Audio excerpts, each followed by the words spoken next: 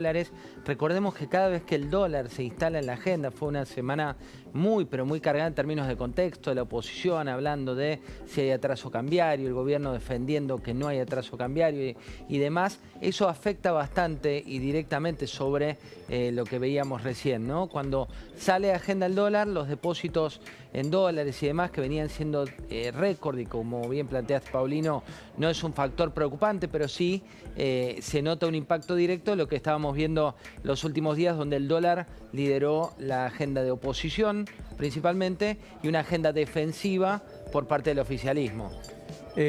Ahí está después el tema de qué pasó en la reunión con la Unión Industrial Argentina, qué sé yo.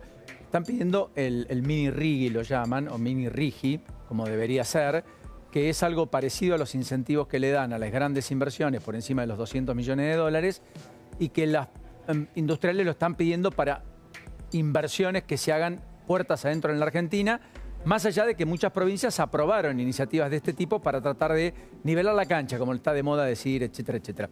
¿Vos crees que eso está en agenda y que podría ser parte del debate legislativo en los próximos meses en la Argentina?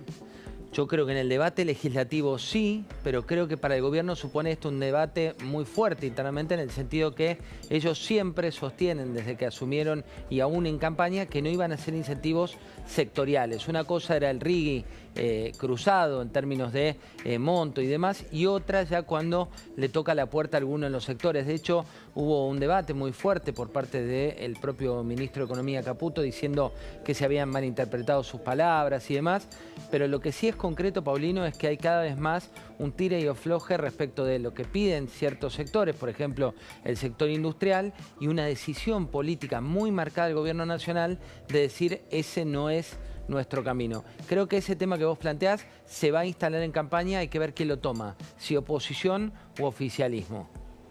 Leandro.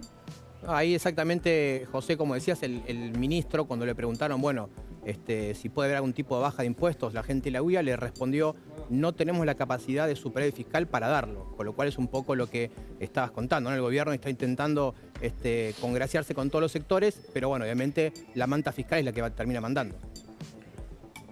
También hay un punto ahí que es importante. Hoy se gritó como un gol, ¿no? El 2,2%, te digo, después de una agenda que decíamos estaba cargada por el dólar, este 2,2%, que es un número, cuando vas al historial tenés que remontarte a la cuarentena para encontrar algo así, en un contexto muy distinto, porque era un contexto donde había intervención de precios máximos, o precios cuidados, o precios, ya no me acuerdo ni el nombre, pero tenía un nombre esa política, no era ni cuidados ni máximos, me refiero a la gestión de Fernández. Esto que estamos viendo ahí, te diría, Paulino, Leandro, que es el tema del día, al menos en términos discursivos para el gobierno y también en términos de economía real, porque empieza a plantear, bueno, este techo que le habían planteado los economistas de 4% a la baja, acaba de ser muy fuertemente penetrado por este 2%. A ver, José, ayúdame. Estados Unidos tiene 3% anual.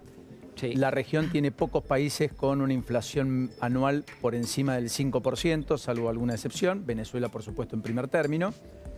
De todas maneras, esto lo que está demostrando es cuán trastocado está el tema inflacionario en la Argentina, cuán cara es a la historia argentina una política de estabilización y cuán importante es en términos de sostenibilidad política, una política de estabilización que lleve los precios al 1,5% mensual, que casi es el mundo ideal, digamos, en un país acostumbrado a cifras de 2 dígitos, casi te diría por encima del 20% en términos relativos, en términos históricos, en los últimos 25 o 30 años, salvo excepciones. Lo que vos marcás es el dato más bajo de inflación en casi 5 años. Sí, y un dato adicional respecto de esto que bien planteás, cuando surge este número tenemos la posibilidad de compararlo con América Latina.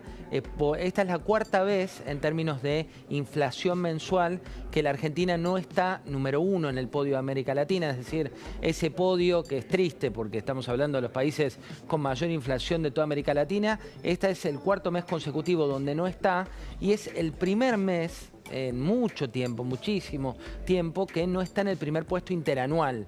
Porque cuando miramos ese número, que también es la proyección, este 84 que aparece ahí, el 84,5, claro, siempre cuando venía dando la interanual estábamos número 1.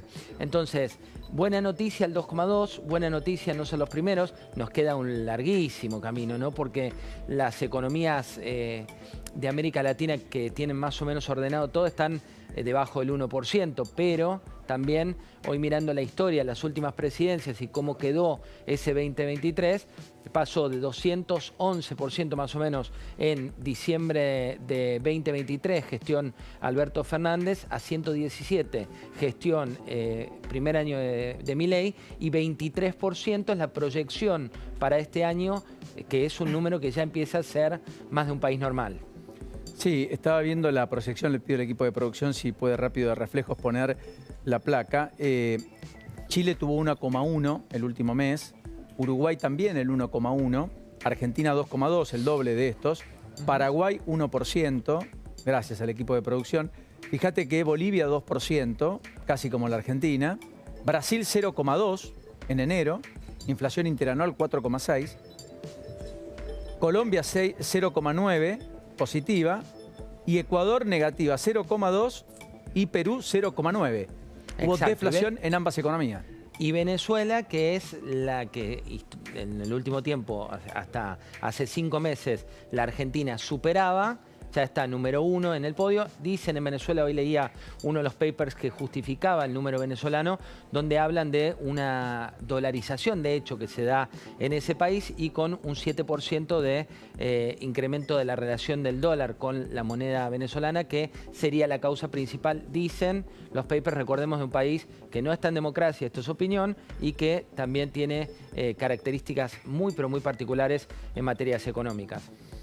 José, querido, como siempre, un enorme placer tenerte, ¿eh? Lo mismo digo, abrazo grande. Un abrazo enorme. Ahí estaba José del Río, allí en la redacción del diario La Nación.